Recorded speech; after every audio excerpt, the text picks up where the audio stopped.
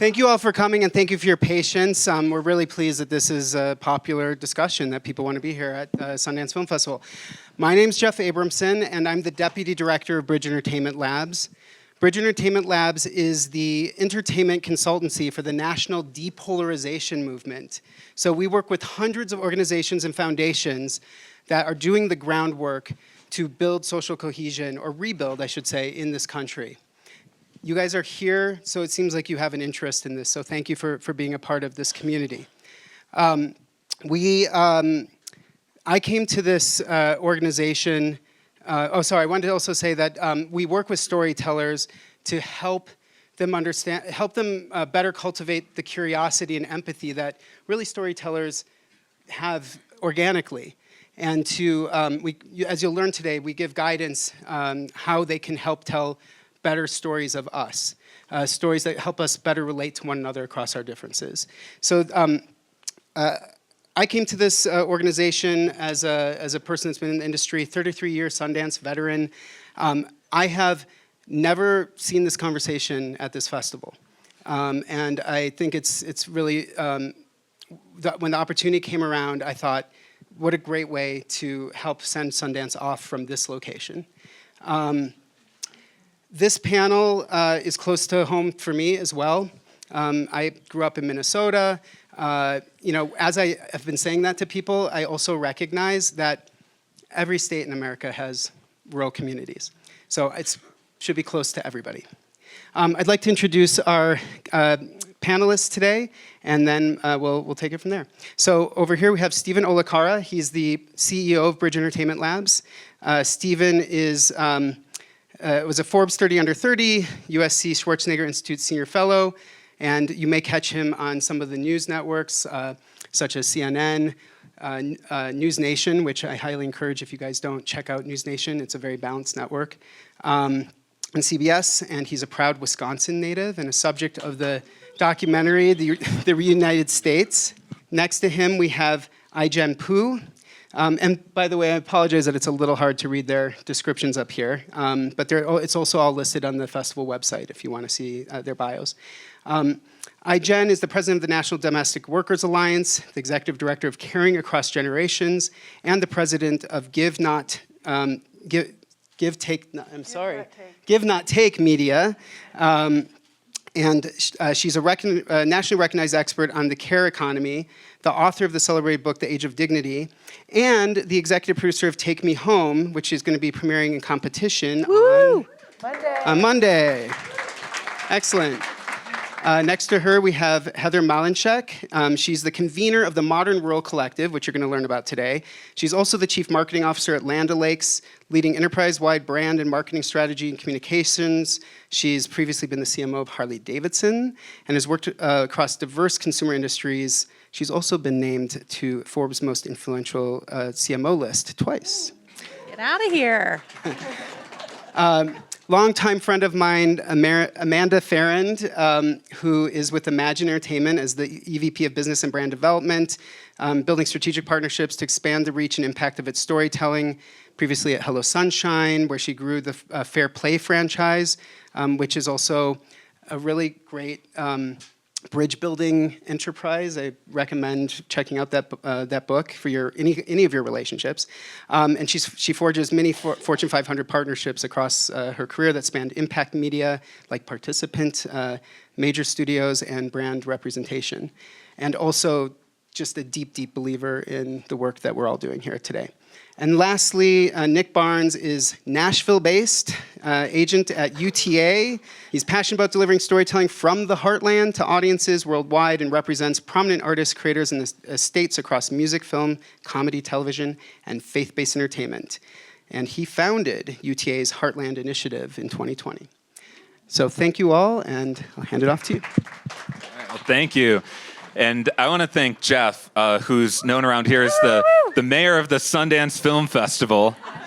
And we wouldn't be here without him. And to all of our partners, Imagine Entertainment and Land O'Lakes, for helping make this conversation happen. I do want to thank the few people who gave a woo when Wisconsin was said, because Usually in most conversations in the entertainment industry, I don't get any woos at all. So thank you for that. I'd like to point maybe out something- that Nashville got more woos, I think. So Right, yeah. It's close. It's debatable.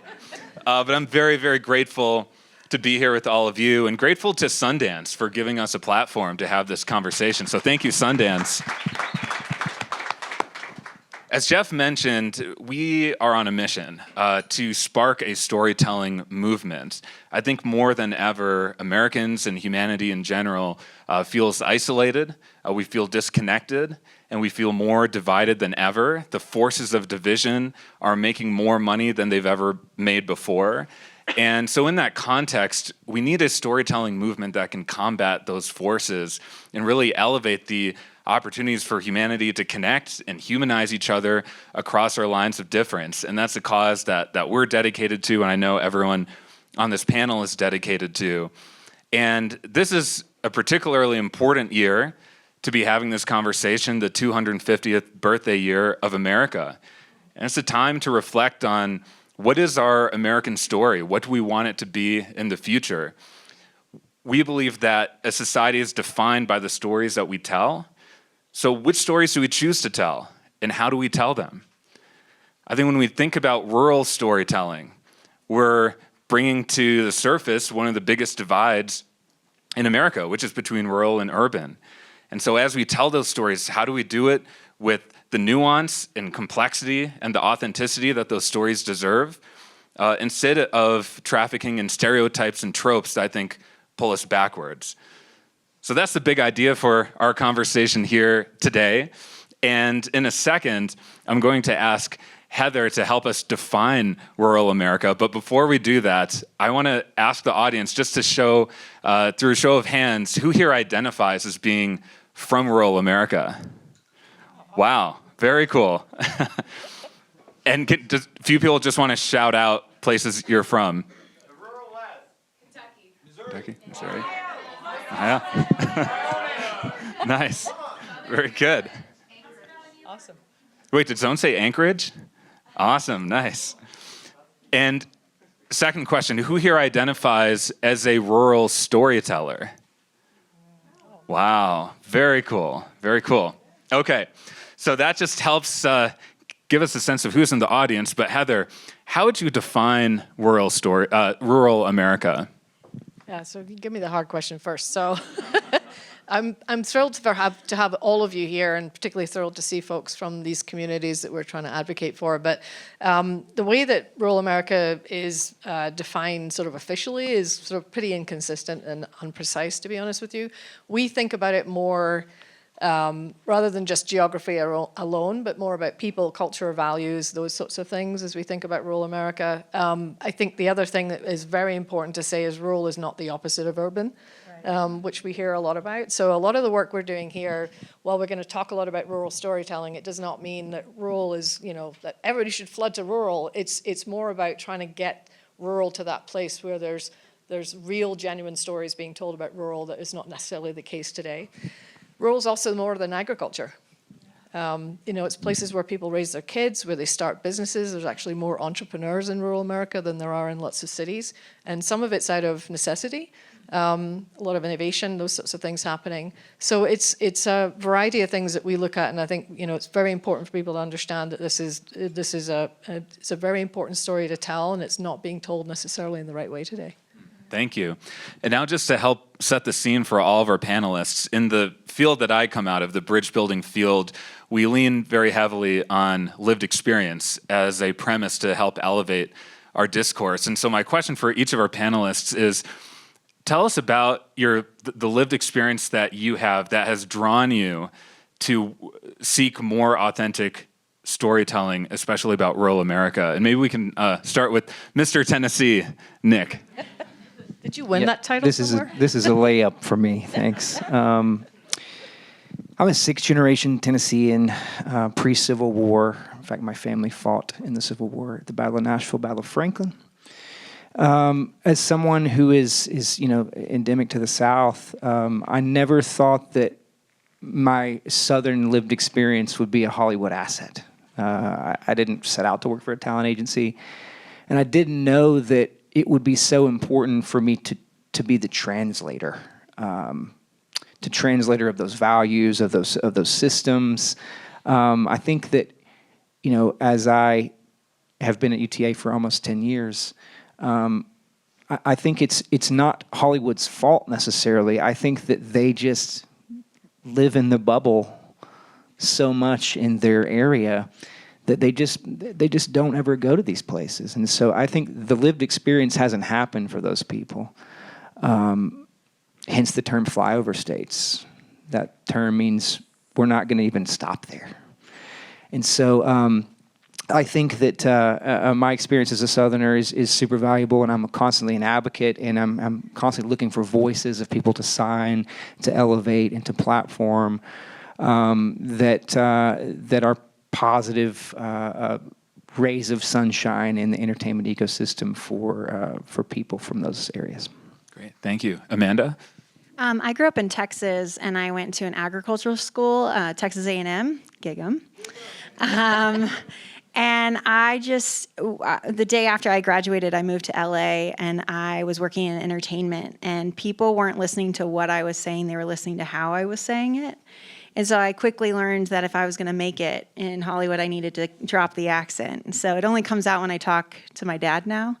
But I thought that was really interesting that I needed to shapeshift a little bit in order to continue on in this career. But I feel that is just a total lift now. That's not, to Nick's point, like that heritage and that background has become an asset.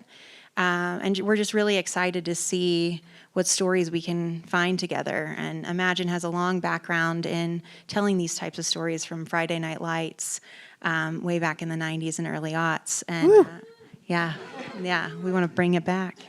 But yeah, I think that agricultural school gave me a lot of Have you cast insight. that yet? Do you need some help casting that? We'll talk after. But yeah, I learned so much from all my classmates who were farmers and came from farming families, and felt really proud of that. Awesome. Heather? So I'm from Scotland originally. So I was born and raised in Scotland in a village of 500 people. And it's actually not much bigger today, which is wonderful when I go home. So I grew up obviously in a different country, but similar situations for me. I graduated and I moved to London pretty quickly. There were no jobs at the time in Scotland, and I couldn't stay there. So I went to London, and I always felt like I was, like the underdog. Like when you tell people where you're from, they're like, oh. Like there's a lot of judgment there, and I'm like, God damn it, I'm like as smart as you are and I can do all these things too. But so I had that going on when I was growing up, but I think it gave me fortitude and resilience and sort of a sense of grit, which I think was really good, and I'll always be grateful for that. When I'm in my current role now, I work for Land O'Lakes, which is a farmer-owned cooperative. And I will tell you, like every day I make time to spend with our member owners or talk to our member owners or get out there and actually in their operations.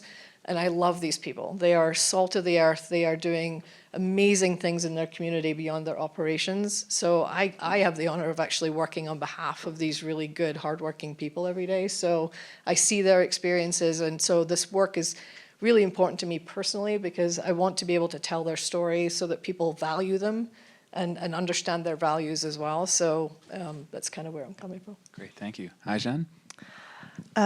So I was raised in an intergenerational family where my grandparents actually played a huge role in raising me, and when they started to age and need care, my family just really struggled to find the right support for them.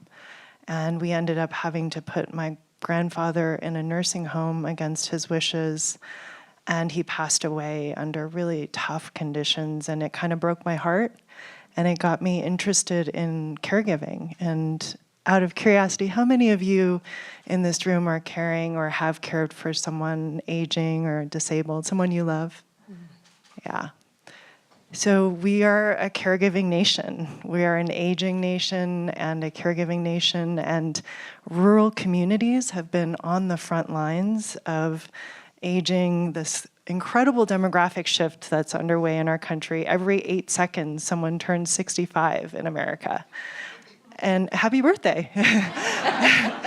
And we're living longer than ever, which just means we need to change our systems, our culture to support a quality of life for a longer lifespan. And we haven't done that yet. And those gaps are being filled by overstretched family caregivers, underpaid care workers, and lots of parts of this country where there just is no real infrastructure for care, especially in rural America. And they always say, I can't remember who said that the future is now, it's just unevenly distributed. The future of America, when it comes to aging and care, is happening in rural America right now in ways that are both really challenging in terms of getting access to care, but also in ways that are so inspiring and moving. And the best care stories, the best kinds of mutual aid and community care and innovation. So many stories that need to be told that are the future, I think, for us. Thank you. I think when we think about these compelling rural caregiving stories and some of these stories represented in the lived experiences you've shared with us, we need them now more than ever. And I'm wondering, Amanda, if you can help set the context for rural storytelling in America. What was the rural purge? By the way, if you can help us understand what that was, and how do we get from there to today having TV shows like Somebody Somewhere and having efforts like what Heather's leading, the Modern Rural Collective? How do we get from back then to now? Yeah, so the rural purge was something that we find so fascinating. So Green Acres, Beverly Hillbillies, these shows that were so beloved, so sought after, highly viewed, all got canceled in the 70s by CBS. And the reason why was because they said, well, the advertisers don't want to buy against that audience. And so in our discussions over the last 8 months with writers, showrunners, producers, directors, distributors, we sort of noticed a little bit of that still exists. We talked to one showrunner who had a really successful first season set in a rural community. And the viewership was really high, but it wasn't on the coast, so they didn't get renewed for a second season. And again, the blame is on advertising, and it's so interesting. That's why I cling to Heather, because I'm like, there's a trifecta here. There are so many creators and storytellers and showrunners. We've become really close with the folks behind Somebody Somewhere. There are amazing stories being told, and there are brands that want to support that. There are advertisers that want to support that. And so if there's a world that we can triangulate, that's what we're trying to solve for. And so I'm so excited to be in this room because you all are the smartest people to help us do this. But just that triangulation to give, the advertisers love this. They do want these stories. The storytellers want to tell them. So how do we convince the distributors of the world to be with us in this? And to your point, if anybody's familiar with FAST, free advertising supported linear, that is a fast-growing sector of television. The largest hit on FAST last year was Little House on the Prairie. And if you noticed, it came onto Netflix as a license recently. It's because it forced their hand. It was the biggest thing that was happening in FAST, and Netflix said, I guess we got to do this. And so and that show has been off the air for forever, I think that's a great example. And going to Heather, I think an example like that, Nick, illustrates why we need the Modern Rural Collective out there. And so tell us a little bit more about how that initiative came to be. Why did you think it was important? What are the core things that it's doing? Yeah, so I'll talk about our CEO, Beth Ford. If you don't know who Beth is, I encourage you to look her up and follow her. She's a badass. She's a badass. She's a wonderful human besides anything else, and she's also an incredible leader who is very passionate about rural America, and because it's really our roots. Everything in our roots is in rural America. So back in about 2019, before I joined Land O'Lakes, she's a great believer in stop admiring the problem and actually take some action to change it. She convened 170 companies, big brands, Mayo, Microsoft, Target, and others, to come together to put some pressure on the government to fund broadband internet in rural communities. Because at the time, 42 million Americans did not have access to the internet, which is as important as electricity these days, right? So it really came to light during COVID because kids couldn't, well, the rest of us were Zooming from home and kids were doing homework. These kids in rural communities were parking or getting somebody to drive them to a Walmart parking lot so they could sit and actually do their homework, which is insane. So as part of that work with those 170 companies, we got the funding and are making a real difference with that. So I looked at that and said, what can we do from a marketing and brand standpoint? Like, I got to be able to do something here. So one of the reasons we formed the collective was we are a farmer-owned cooperative. We can't do this on our own. So I took the impetus and inspiration from that and said, can we convene a group of brands to come together to at least start to shift the narrative around rural America? So about little over a year ago, we started doing that. I did speeches at South by Southwest and other areas, and a lot of people really interested. Not a lot of action, I would say. So it was a little slow to start. So I really was really interested in trying to make some impact at scale. So we took a bit of a step back and said, who are the culture shapers that are out there? Where are the areas that we really need to impact so we can get some scale here? So 3 areas that we looked at was the visual narrative, like how rural America shows up visually, the written narrative, which is what we're talking about here, and then the other one, which I'm calling the sonic narrative, which I don't know, Nick's going to cringe at me, but that piece of it as well. So very fortunately, in December 2024, I was in LA in a meeting, and on Zoom were these 2 wonderful humans who, like, if we could have seen each other through, like, we were like, okay, melding of the minds here as to what we can do, and so we were bouncing ideas off of each other, and then I think about a month later, we decided to get together and have more conversation, and then so this has been about a year. I felt bad. There was probably 8 people from UTA on, and it was just the Nick and Heather show. So. Kind of was.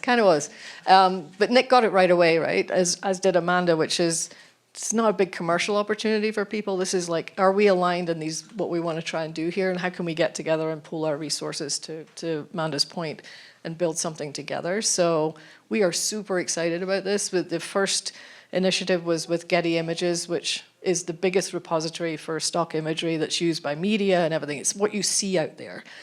So we worked with them to actually do some research on the state of the state, like what imagery is out there right now in rural America, which was very stereotypical, very full of tropes.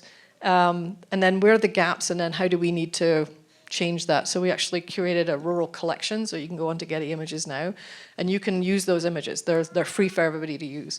So that's been pretty impactful. We've blown through all our benchmarks for people engaging with the downloads, with the toolkits and things like that. And I think that's the other piece, and we'll talk a little bit more about it, is we don't want to just talk about this anymore. We want to give people tools for them to actually be able to use that to help us move and shift this narrative. Amazing. Well, you talk about the immediate connection you felt with Nick and his work, and the search for culture shapers who can help tell these stories. And Nick, you found a need to do this in the agency world, and you created something I think is amazing called the Heartland Initiative, where, well, tell us more about it, but you're changing sort of the talent pipeline and the platforms that people are able to get from rural America. So tell us more about that. Sure, yeah. I had this idea circa 2019, I think, is when I started workshopping it, and wrote a business plan and took it to our president at UTA and said, here's what I want to do here. And our shop is a group of entrepreneurs. I think I could only have pulled this off at UTA, and they've been very supportive.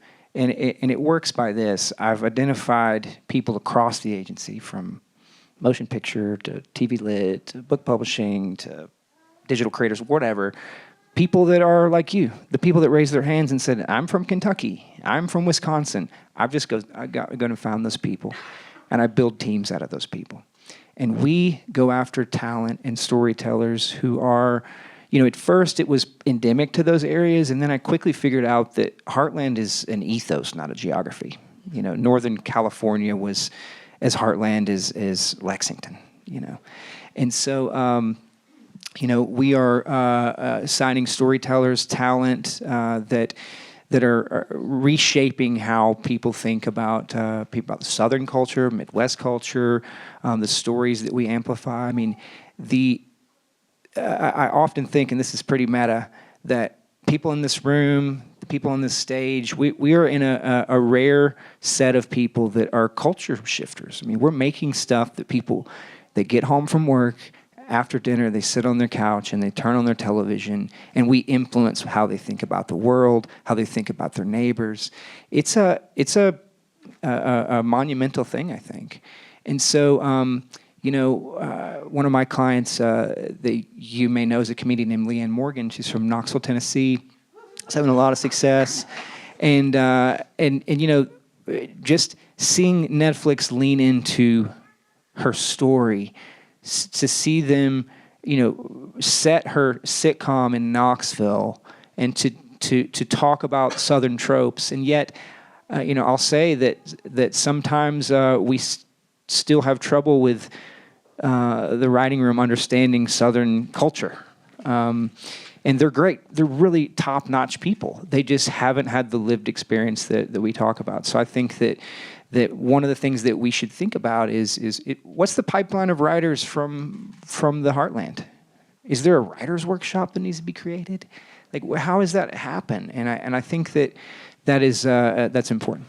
Yeah, that's a big deal, I think, for one of the most influential talent agencies to be lifting this up. And I don't think I've heard of any other agency having something like that. Does the other major agencies, do they have anything like this? You don't have to mention them by name. No.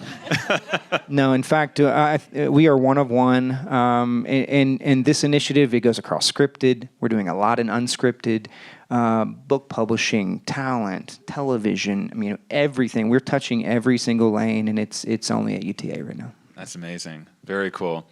Now, Aijen and I go back over 15 years in my previous life in the civic engagement world. And one thing I've always admired so much about the way you approached your work, standing up for care workers across the country, is doing so in a way that you're telling a story. And these stories, as you talk about so much, truly transcend rural and urban. And more recently in your career, you've really been investing in the power of culture and storytelling, working with people in popular entertainment, and now have a film here at Sundance. What are some of the stories that you felt like needed to be told, the nuances of rural caregiving that you now are maybe starting to see on screen, or the things that you would like to see more on screen? Such a great question. I started out working on policy, and I realized that until we change the way people feel deep in their emotional beings, and humans are emotional beings, right? And until we, at a kind of deep heart level, we always talk about changing hearts and minds, and mostly what advocates know how to do is change minds, like make the argument, do the research. But the real work is the heart work, which is what has brought me to storytelling. And when I talk to people in rural America, their stories about what they do to show up for their neighbors, to make sure that people have care, is some of the most moving, powerful stuff out there. There's a place called Marathon County, Wisconsin, yes, where a group of people have come together to launch this volunteer organization called Ramp Up. And they basically go around and build wheelchair ramps for people in their communities who can't afford it, and specialized stairs for people who have different kinds of accessibility needs. And it's a whole thing. And it's now affiliated with Habitat for Humanity, but it just started at a very grassroots level. There's another place, Lincoln County, where there's this beloved nursing home called Pinecrest, where, a lot of people think about nursing homes as kind of a thing of the past, but in rural America, it's really, in a lot of places, the only care infrastructure that exists. And some of these institutions are beloved, really beautiful institutions that everybody who works there grew up there. People expect to eventually end up there one day, and a lot of them are closing down or being sold to companies that are not at all, have no connection to those communities. And one day, this guy named Abel Biebel got a call at 11 o'clock at night from an 84-year-old in Pinecrest being like, they want to sell Pinecrest. We've got to do something about it. That night, he started calling everyone in the community, and this basically grassroots effort, community effort, emerged, led by 80-year-olds, to save this nursing home, and it has spread and inspired communities all over Wisconsin. So there's just so many, it's like the Harlan County, USA of today is happening now, and it's through the lens of care. And Take Me Home doesn't take place it's in suburban Florida, but it's so many of the same issues of a caregiver who actually has a disability, and her parents who cared for her whole life are aging and need care themselves, and what they go through. It's a beautiful, emotional, funny, quirky, and resonant, so specific, it's universal kind of story, and there's so many of those in rural America. Yeah, and a couple years ago, that film, the doc short version of that film, was here at Sundance, and saw it, and it just really, it hits your heart, and you could be coming from so many different backgrounds, and it still hits you at the heart level. I think that's a great example of what nuanced storytelling looks like. Nick, were you going to jump in on that? Yeah, I just had a thought bubble I wanted to chase for a second. Yeah. We keep hearing, and she and the rest of us have been talking about community. I think that is the central tenet of rural America and the Heartland. And as we were talking about earlier, you move to a community like that, and you should not be surprised to have a parade of visitors from your neighbors coming to see who you are, and coming to bring the proverbial plate of cookies and meet your neighbors. People in the urban parts of the country, they might not even know their neighbors in their apartment building.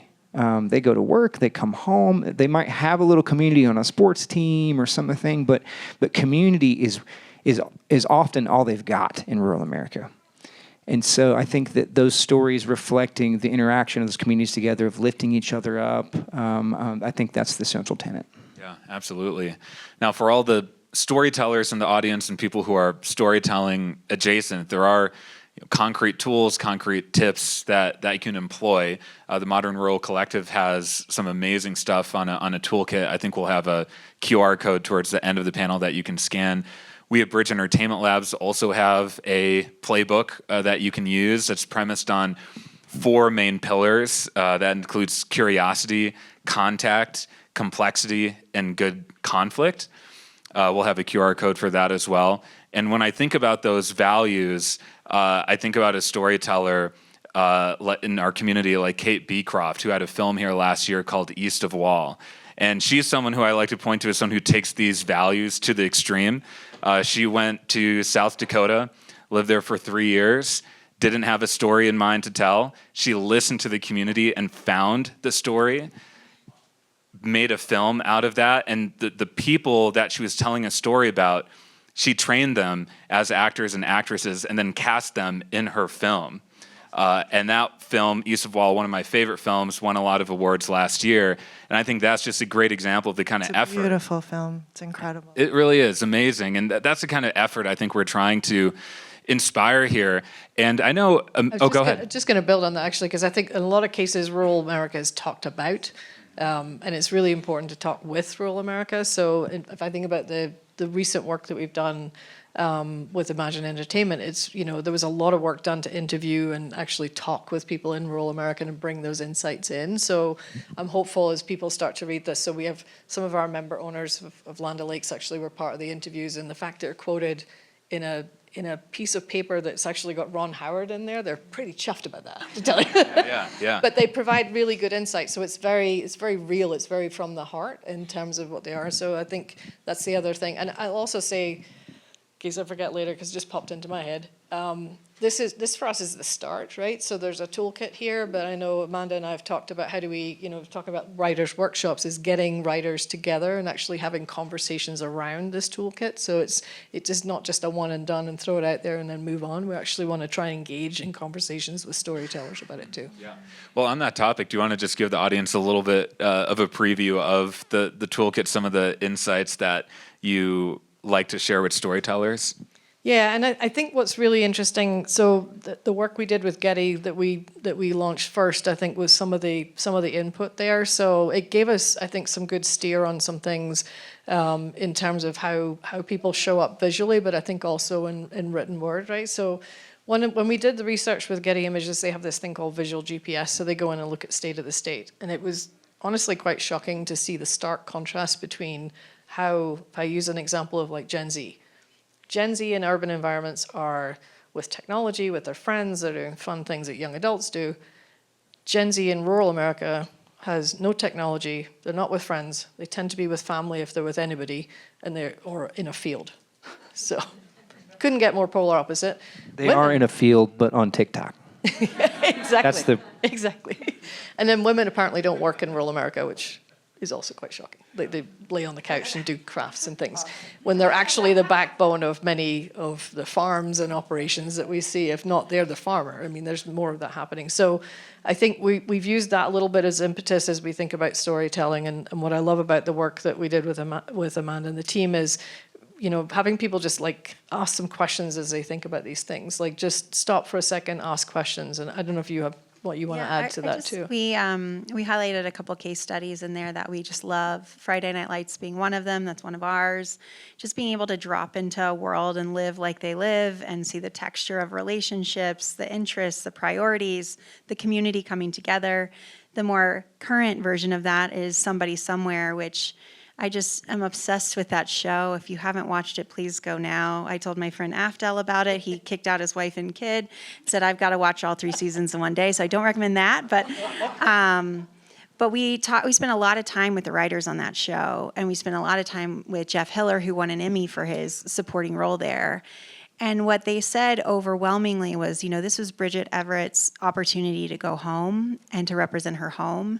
And every texture and outfit and trinket was picked with care because it came from a lived experience. And what we all loved about that show is that there were trans people there was a gay community there. That all exists in rural America. It's not that it's not there. It's just we never show that. And I think the nuance of this show was that it wasn't about that. That's just who they were. That's what they did. It was not a thing. That wasn't the plot. The plot was the community and the characters and the love. And yes, some of them had farmland, but not all of them. Some of them were entrepreneurs who ran their own shop. Just being able to see a really dynamic look at rural America was just such an example of perfection. So now we're just trying to figure out what else to do with those writers and that team. I think the other example, which I think Jeff used when we were on a panel with our friend Afdel, was there's a scene in one of the shows, one of the episodes that has he's putting a vision board together. So he puts together this vision board of what he wants to do in his life, and Bridget Everett says to him, "Well, where are you going to go to do that? Because you can't do that here." And he goes, "This is my home." And I think it was a really poignant moment, I think, in the film, is like, these dreams can happen in rural America. You don't have to leave to do that. I see more and more like young people trying to stay in their hometowns. And, you know, I have people actually hire people, about 25% of my team are remote and based in rural communities because we're walking the talk about, you know, we want that. I want people in those communities talking. In fact, my community development manager is from rural Oklahoma. And I want that to happen. So I thought that was a really point. There was a lot of really good messaging in there, and it is the most authentic rural storytelling I've seen in an awfully long time. I just wanted to name, you just made me think of something, which is that there are 100 counties in the United States that are majority Black, and the vast majority of those counties are in rural America. They're rural counties. And that's not what we think of, but that is a reality in the South, in fact. And so I just think there's between 2000 and 2010, there was a growth in the Latino community in rural America by like 2 million people. And so I just think the dynamism that exists in rural America and how much change there is something that just needs to be told. Yeah. And I think when we elevate these nuances, these are all amazing examples. I think it's important to distinguish that these are making the story better. It's not like we're asking people to eat their vegetables and watch this story. It's making the story better, and the audiences are going to enjoy it more. If you take the example of Somebody Somewhere, I remember asking Bridget once, you know, what was like pitching this show, you know, about the Midwest. in the industry, and she said, actually, it went great. They, gave me some sense of hope that there actually are receptive audiences in the industry at the highest level to nuanced storytelling. And Nick, I'm sure you've seen so many examples, whether it's with Leanne Morgan or other clients. You were mentioning a Netflix sitcom where there were conversations about adding some nuance to stories, I think potentially from a faith perspective. Can you just share some of those examples with us? Yeah, I will, and I'm going to thread it back to something Heather said as well. Just an anecdote, and then I'll get into that. I was working with a former client, Farm Journal, a few years ago, and they let me know a stat that I thought was incredible.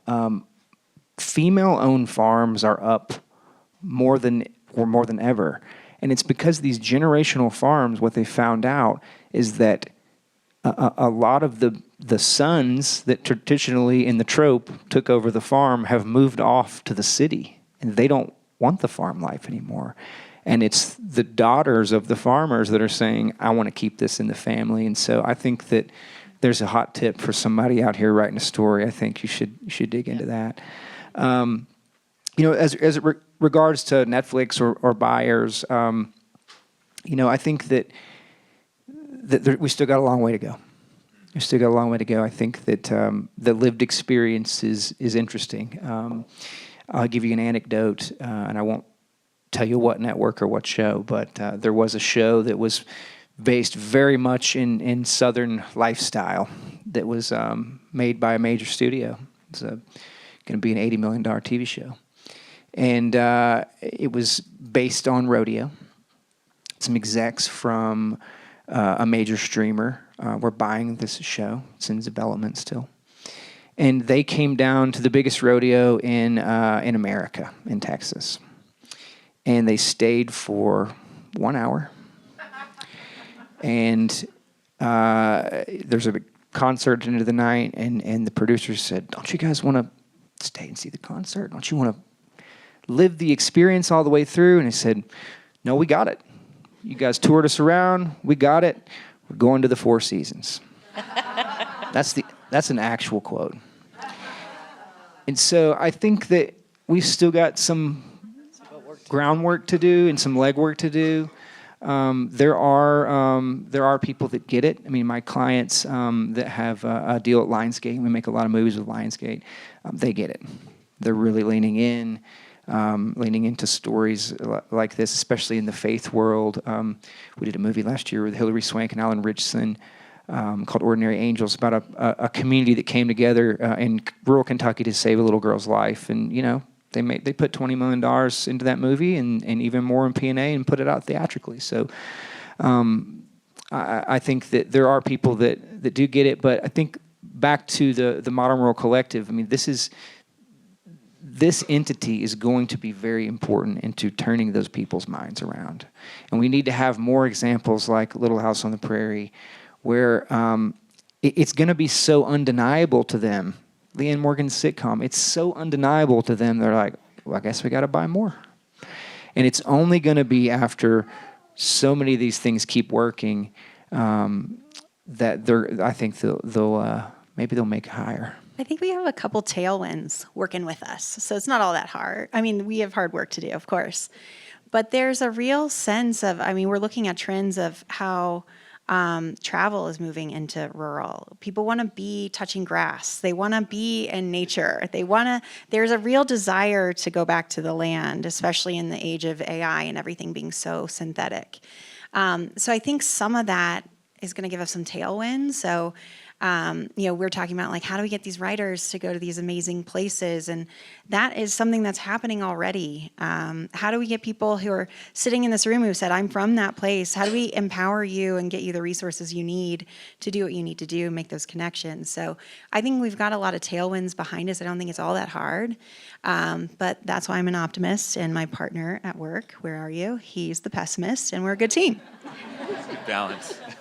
We're going to have time for some audience questions in a second here, but one question that's been on my head throughout all of this is we're talking about lived experience and elevating creators and storytellers who come from rural America, who can provide the nuances for more authentic storytelling.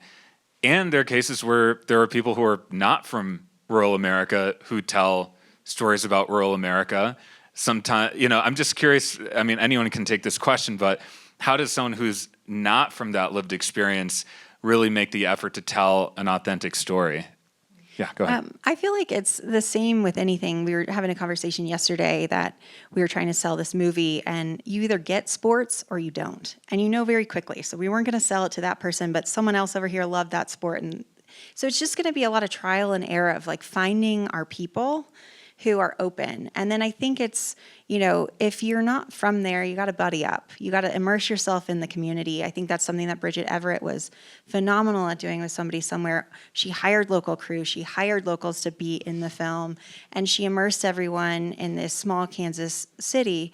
And so I think that immersion is really important. That's something that we're thinking about. How do we immerse? How do we create a pipeline that immerses people? How do we create a terrible idea, phone a farmer?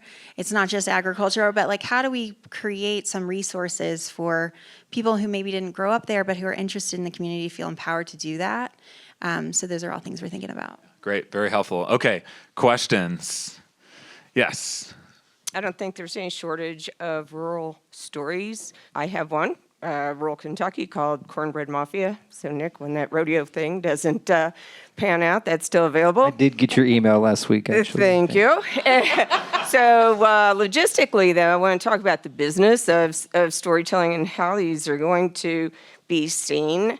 And, if we send this off to stories from rural America or flyover America out to Netflix and then to come back, we need to shorten that pipeline. And so, in Kentucky, our production incentives are really good. Now we are going to reach out, to Tennessee, to do reciprocity with them and create these regional, instead of each state trying to compete for the production to come there. And I think a good place to start, those writers at Netflix, and I'll come from somewhere. If we get some of these people to come home to their rural or to their flyover roots, we've got 10 of them here, from Amazon and a lot of the different studios. That's the place to start too. Meet the business of it and make it easier for them to say, oh, it's all done here. Workforce development, all those things. Connect those dots too. I'm going to shut up. My very first job was with the Minnesota Film Commission, and it had one of the very first incentives. And it built up this incredible network of crew and creatives that were working on these big productions that would come into town. And when the productions would leave town, they made their own stuff, and it was amazing. It really worked well. So just seconding that. I think there's a big point there that these things have to make money. They have to make money for the buyers to keep wanting to do them. And the film incentives are important. I mean, that is often the first decision by anyone on where things are going is this the incentive. So I think we got to keep in perspective. I love our perspective. She's going to say something really positive after me, I think. I think I double tap on business. It's a business. Yeah. We have to keep that in mind if we want them to keep coming back to the well. It's got to be commercial. Yeah, and we've even had conversations about that internally as we've been talking with our government affairs team is how do we work with the states to provide funding for these kinds of stories to be told, and how do we help in that way? So we have good connections there. So I think we have to think about all of these things. I was. You wanted to say something. I did. Thinking about it. He's thinking about it. So in Tennessee, we have a conservative legislature. And they don't want to expand our film credit necessarily because they think it's going to go to Hollywood people moving into Tennessee. And so we've been really strategic on educating them, bringing them to film sets that are happening in the state and showing them that, no, these are people that live here. This money goes to that. And I think that might be happening across some of these rural and heartland states is that these legislatures just think they're going to give a handout to Hollywood. And so we're also trying to reverse that too.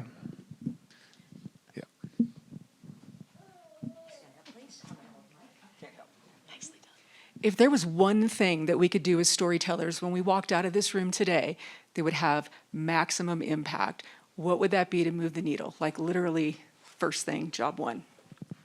Package. What makes your package undeniable? What makes your story so like everyone needs to see it? Who's attached to it? How do we make it so sellable? I think the thing that I have been so inspired by at Imagine is the incredible hustle of my teammates who don't wait for the studio system to tell them yes or no. They just keep moving as if they're going to get a yes. And so they package these undeniable packages. So by the time that we're getting to the distributor, it's like you have 48 hours or we're going to the next one because we've got everyone lined up, they're ready to shoot. And so how can you do the legwork and make an undeniable package? Yes, front row. I, until recently, worked at Netflix, and I wanted to point out what you were talking about with having the cases to show the commercial success of these kinds of stories. So I just thought I'd share that the longest running series at Netflix often are rural. We've got Sweet Magnolias. We've got Virgin River. Virgin River. Yep. We've got even Ginny in Georgia. It's small town America. There was another one that I had in mind. Stranger Things. Definitely. And they're rebooting Little House. That's coming out soon. And they are looking for Heartland stories. And they have new faith divisions. So I think that there is this shift going on at places like that. There's buyers looking. So I don't know if I have a question for you. I guess I'm wondering, I do have a question about your toolkit. How do you want to use that and deploy that? How are you going to get it in front of storytellers? Is it meant for storytellers or is it meant for buyers? It's meant for anyone in the industry. We put it up on the Modern Rural Collective website. We'll have a QR code there. It's really just intended to inspire and ask questions, show some good case studies. We spent a lot of time with Ron Howard, our founder, who grew up on his grandpa's farm and learned a lot about his work ethic and how that's embedded into his life. But we talk about character, theme, plots, setting, and different ways to think about the nuance and the architecture and the texture of those things, and just questions to be asking yourself. Yeah, I think also marketers, sorry, Ajit. I think also marketers too. So, we want brands to be able to tell stories about rural America too, so, yeah. And thank you for your deposit of hope. Amen, sister. Yeah, hope is so important. I was just going to mention that if any of you are writing stories or producing stories that have caregiving as a potential theme in there, we also have a care inclusion playbook at Caring Across Generations, which is a resource for writers and storytellers on how to include aging, disability, and care in your storylines. All right, okay, with the glasses and the hat.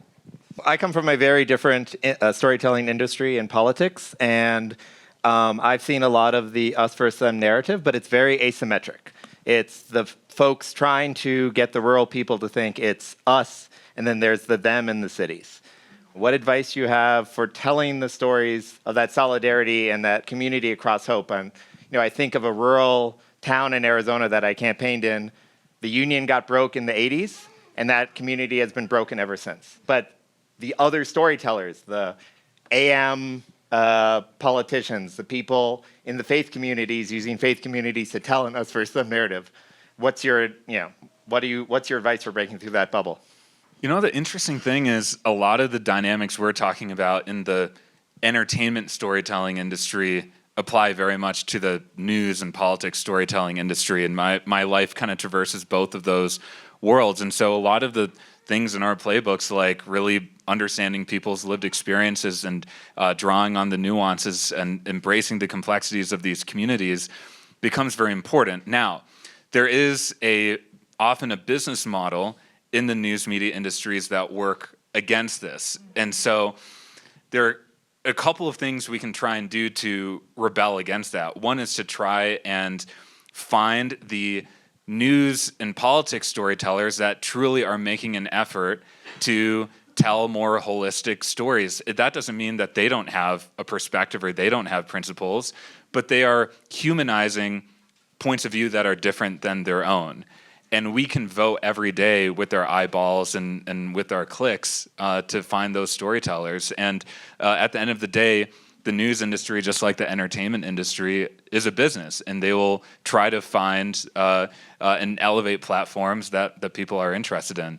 But it's definitely a struggle and a fight that I wage on a regular basis. Yeah. You know, I'm going to thread something Amanda said about packaging to someone over there, to what you just said. You know, it sounds like you might be telling more unscripted documentary stories in some of those areas. I think that the thing that the buyers in my industry really care about right now are talent. You know, if you find big endemic talent with a big audience that you can attach as your on-camera host, as your EP, that's often going to move the needle enough to get in the room and make the pitch. So I think packaging is so important. Finding, you know, someone who's endemic from that area, who's got, 3 million Instagram followers, to be your on-camera host. It sounds like a hack. It kind of is, and it makes the buyers pay attention. One thing that your comment made me think of is at Caring Across Generations, we start every gathering like this with asking people to turn to the person sitting next to them and share a story about someone in their life who they care for or who's cared for them. And just like a 5-minute exchange. And the energy in the room, without fail, always transforms. There's this warm glow that emerges. And it really is this moment every time where you're just reminded that if you create the context, it's very easy to move beyond the us versus them binary. And that is our job right now, actually. That is our whole entire job, is like the human. Yeah, a lot of the research in our space talks about when people feel seen and heard and understood, their defenses go down and have a much better chance of not only receiving new information, but kind of being received as well. And I think that's an important storytelling principle, important just life principle too. So I love that. Yeah. I think what we're trying to do here too with the collective and the toolkits and all of these things and just starting conversations around this is, it is about the nuances. It is about understanding what is different about rural America and what's amazing about rural America. And by the way, vibrant rural communities are so important to our food security as a country. If you don't have a vibrant rural community, we just don't eat. And there's only 1% of people in the US actually work in agriculture, which is another fun fact to know. But those communities are really super important. But I think the other really important thing for me is showing the commonalities, showing these values in these communities, which are values I think we yearn for sometimes in our other areas. So Nick was talking about neighbors. So I just moved, I live in Arizona. I was living in a suburb, and we just moved to a rural part of Arizona. So we had some space, and it's literally cowboys and horses. And I've had I know all my neighbors. Who are nearby, and they've all come over to the house, and they're like, "I'll take care of your dog if you go away. Like, you need something or whatever." They pick up my mail. They do all. And they're like, "Oh my God!" They feed my husband when I'm not there. He's probably having like pulled pork or something now. But it's amazing, and it's so nice to see. But I really think it's about. I just want to level the playing field on how rural America is seen, and really bring to life the values and the value of rural America, and then have us have that conversation where we're on that. We're sharing those kind of values. So. I think the setting is so important, some of these stories. I mean, Amanda talked about Touching Grass earlier, and you think about shows like Virgin River set in a beautiful, idyllic rural community. Yellowstone was a hit on the coasts. I think it's aspirational to want to go ride horses in Montana. I mean, we were talking in the green room before we came in here, a little bit of a technology slant about how we're all being programmed by the algorithm so much right now, and we feel like Touching Grass is the antidote. Jumping off of the other documentary question, I'm a documentary storyteller, and the way that we have to approach our storytelling just has a different kind of timeline than getting packages together. And I just wonder in particular how the Modern Rural Collective and maybe Bridge are thinking about documentary and potential support and relationship building in that community. Heather, go ahead. Yeah, I mean, we actually So we're not documentary storytellers by nature, like we're a brand, right? But we did, a lot of this work actually started back when we did initially did a campaign around Farmers Are Incredible, which was to raise awareness of people like why farming is important and why these very hardworking people are putting food on your table. Then we kind of broadened it to rural communities. And when we did that, we did a little docuseries of our own where we featured some of the communities we work in. And one of them was Tulare County in California, which is like the dairy production sort of hub, if you will, for the country. And I've been out there personally, met our members. We have a plant out there that makes our wonderful butter and cheese, just so you know. Well, butter's from there. But this is a group where they had tremendous flooding that happened in that community at the time. And so what was really amazing, and I had talked to Tyler, who was one of our members at the time, I said, how are you doing? And he said, we're doing okay, my family's doing okay, but we're helping the folks around us to move their cows to higher land and everything so they could, they don't lose their operations. And he said, we're just all jumping in. It's not my cows, it's not my farm, but that's what we do. We just jump in and help. I think documentary is incredibly powerful. The response we had to that was just so good because it's such a, it's such an authentic way to tell that kind of story. So I love that you're doing that. I think the hope would be as we bring more brands into this collective that we'll be able to do that and have, people who've got maybe bigger pockets than we have actually come to the table with some, funding and support for that too. Yeah, and Imagine has a really great docs division headed up by Sarah Bernstein, who's amazing. A prolific division, and we've worked across the board to find alternative funding from foundations to brands, and so we're very much in that space. We haven't answered that for you today because we're still figuring out how we can enter, but we're obsessed with documentary filmmaking. It's been like the lifeblood of our company for the last 8 years, so we need to find a way in. And I'll say, maybe challenge you to dig and find these stories of hope. In the documentary world, I think it's much easier to find the dark stories. When I hear about people going to Appalachia and making a documentary about the opioid epidemic, I think that's easy to find. Or to a documentary about the food industry, and maybe, I think of the first one was Food Inc. and that shine the light on the dark sides of that. Yeah, that exists, but that story that she just told, that also needs to be told. Yeah, great. Awesome. Amanda's surprised at my answer. That was glass half full. The osmosis is working. Yeah, and we come across so many amazing documentaries in our work, and I think the sort of the push or the challenge that we often find is the explicit versus the implicit storytelling. We get so many documentaries that are like very on the nose about two different communities who are trying to reconcile their differences, and that might appeal to some people, but probably not a mass audience. And so how do you get people attracted to the story because it's about sports or it's about music, but there are bridging elements incorporated into it?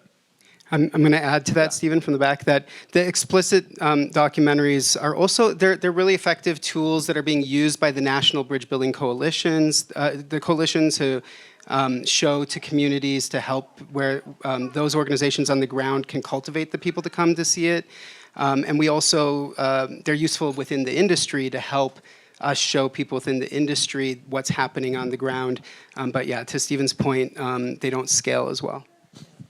I like our voice of God in the back. Yes, back there. I work as an in-house field producer for my hometown's rodeo in northeastern Wyoming. And so I oftentimes help out-of-state and even out-of-country people come and shoot our rodeo, which is a very much small working rodeo. This is not glitz and glamour. It's people come there to compete, but also but anyway, I found that during that time that there is, especially in Wyoming and Montana, because of Taylor Sheridan, I have a bone to pick with him, but that there's kind of this sort of fetishization of cowboy culture now, and it's kind of gone into this feedback loop of, these people moving to Wyoming and Montana that are, they want this super idyllic lifestyle, but they're not understanding, the community that they're coming into, and so then it makes the community more isolationist towards newcomers, and bridging that gap and that divide between people who are moving in there and people who've been there for 5 or 6 generations. And so I'm wondering if you guys have any thoughts or ideas on how you kind of sort of change that sort of trajectory of fetishization into more pure understanding and more a level-headed grasp of, you know, these communities that these shows and documentaries cover? I think, to be honest with you, I think that's one of the things we've seen. It's like polar extremes of rural America, right? They're either portrayed as like downtrodden, abandoned downtowns, junkyards, all of those sort of negative things, or it's like the Hallmark or perhaps the Taylor Sheridan view of rural America. So this is part of the reason why we want to bring this sort of understanding to a place. Like, yeah, there are towns that are not doing great in rural America for sure, but they don't all look like Hallmark. You had a really interesting point on the Hallmark thing, which I thought was fascinating, which is when rural America is shown in Hallmark movies, they tend to be made-up names. They're not real towns. I don't know if this was me, but I will take the credit. It's fantastic. I don't know if I said this. But it's just... You mean all the Hallmark movies shot in Canada? Yeah, that's true. That's true. But would you know that? I don't know if you'd know that. And by the way, nothing wrong with Hallmark movies. They're on loop on at Christmas time. But I think we're trying to get away from those sort of extremes and sort of idealized and romanticized views as well, and kind of bring it back to a more sort of genuine, real story about what rural is about. So. Look, you make an excellent point, and one that's, you know, on a microcosm in Nashville, it's happening. I mean, we're not in the West, but we have a lot of people from California moving to Tennessee, and every day I see a bumper sticker, "Don't California my Tennessee," as I'm driving on the interstate. We have them in Arizona too. Yeah, but I think, look, we can't eschew what they're doing. Like, this is the American dream. You know, if they want to move to that kind of lifestyle, I think that we've got to understand some form of acceptance that people might want to change their life or turn the page. And I think that, you know, there's so many people talking about that trope. Oh, California's coming to Wyoming. It's happening in every state. So maybe somebody should make that documentary. Maybe somebody should go interview those people and see why that's happening. I think that shine a light on it. Yeah. Okay, probably maybe time it's for you. One more. Okay, in the middle there. I live in Telluride, Colorado. I'm making a documentary about our sheriff who retired, the county sheriff, after 50 years. And he, you know, patrolled 1,200 square miles of county, 900 miles of road, you know, big area. But he was also a politician. And I haven't heard any of you really talk about politics. Nick mentioned conservative, but that plays into all of this in some way that I feel like we're not talking about. I'm curious how the current political situation informs decisions you all are making. Well, I want you to know I've seen your project and I'm obsessed with it. I think the thing we love about your project is it's a real depiction of leadership and community-led leadership. And I think as we look at those stories, that's what really excites us, because that's not what we're seeing. We're seeing all other sorts of leadership. But this man, politics aside, he was there to do a job, but he did it with great honor and for 50 years, and he didn't really expect to do all that he did, but he did it because he loved his community. And so I think that those community-led leadership opportunities to tell those stories I feel like we're so thirsty for that right now. Does that mean we have a deal? Call you later. I love that question. That was smooth. Working on it. That was very smooth. The other thing your comment made me think of is in Bath, Maine, one of the roles of the local police is to go to the homes of seniors who they know are isolated and don't have family members around and just check on them. And it just makes me think, like, how much in places where we don't have resources to build care infrastructure, how creative local communities have been to turn whatever infrastructure exists into care. And so that feels like the kind of politics I want in my country. Yeah, well said. Stephen, if I may also come over here, I just want to shout out a filmmaker that's in the audience as well, Sarah Perkins, who has this beautiful film called Full of Days that is shot in rural Idaho. I don't know, Sarah, if you want to say something briefly about like what inspired you to make this film or anything. Oh, thank you. I wasn't expecting that. Yeah, I'm Sarah Perkins. A couple years ago, we moved into my mom's childhood farmhouse on a farm in rural Idaho. It's an unincorporated community. My kid is going to my grandmother's two-room schoolhouse. It's very remote. And we worked with the local population there to produce this film that's a retelling of the Book of Job. So it's with a deeply agricultural community who really knows what it feels like to lose a farm and to lose a family. And it's based on my family's story of losing custody of our kids when we were falsely accused of child abuse. So it's a deeply personal film, but also I think deeply embedded in this community that I've come to really care about. We've lived there for 3 years now. And the goodnesses and the deepness that we've found in the soil there. Thank you, sir. What's the title of? Full of Days. Full of Days. Are we making more deals on stage or no? That's a great I like how title. Sundance does it. Well, that's a beautiful note to end on. I think when we think about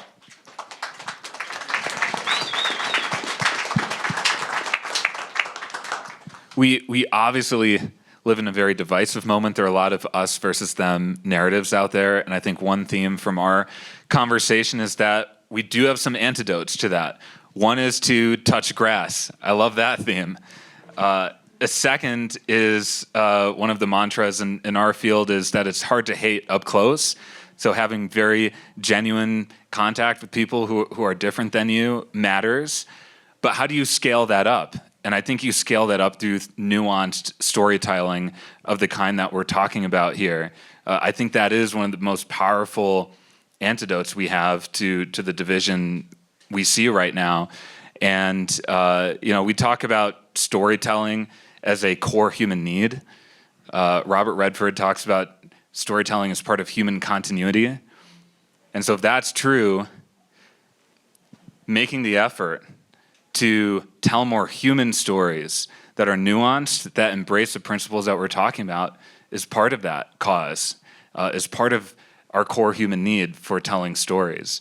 I'm deeply grateful that there's a community of people here that care about this, that care about telling these types of stories.